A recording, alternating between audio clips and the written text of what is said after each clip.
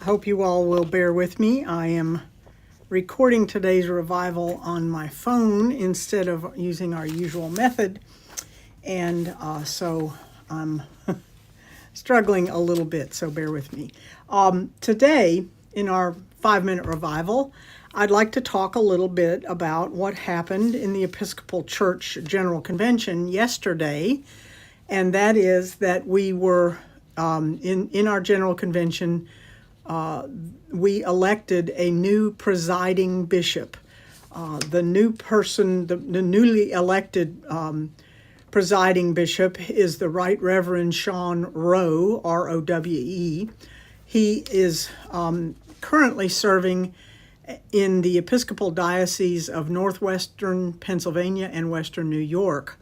And the way this works is that the bishops within the Episcopal Church are the nominees are taken from that pool of bishops, and he was one of 5 persons who was nominated for that position, and he won the election yesterday on the first ballot. Now, I wasn't familiar with the process. It's not quite the same, as I understand. It's not quite the same as the way we elect a bishop, a diocesan bishop in our council, which happened in this past council in early part of the year. In the General Convention, the election takes place in the House of Bishops, the bishops representing the diocese, and then that when someone is elected, that person is confirmed by the House of Deputies.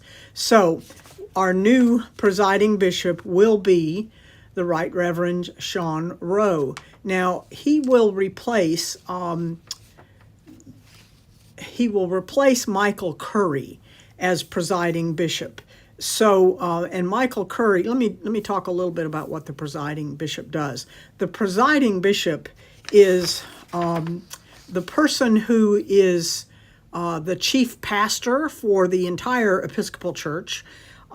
He is also, in a sense, he's the CEO. So he sort of runs the Episcopal Church as its leader, and in a maybe a less formal role, but equally important as far as I'm concerned, is that that presiding bishop, he or she, that person is sort of the guidance, the one who guides us, who inspires us, who takes positions on behalf of the Episcopal Church. And so this is a very, very important election and a very important process, because this is the person who has been raised up from among our bishops and will lead us in terms of administration. It's sort of at one level, but also in terms of our spiritual way. And if you're familiar at all with Michael Curry, who has been our presiding bishop, he injected a lot of new energy about Jesus into the Episcopal Church. And so we have now a newly elected presiding bishop, and I'm not sure exactly when he will take office on November 1st. And I'm reading a lot of this because I don't know a lot about him. But this article from the Episcopal News Service says details about the transition and celebration will be announced after convention. So this man will be our next leader in the Episcopal Church. He is 49 years old. As I said, he serves in the Diocese of Northwestern Pennsylvania and Western New York. And he is the youngest presiding bishop that we have had in the Episcopal Church, or he will be, since William White, which is saying something because William White was the first presiding bishop of the Episcopal Church in the USA. So we will keep him in our prayers.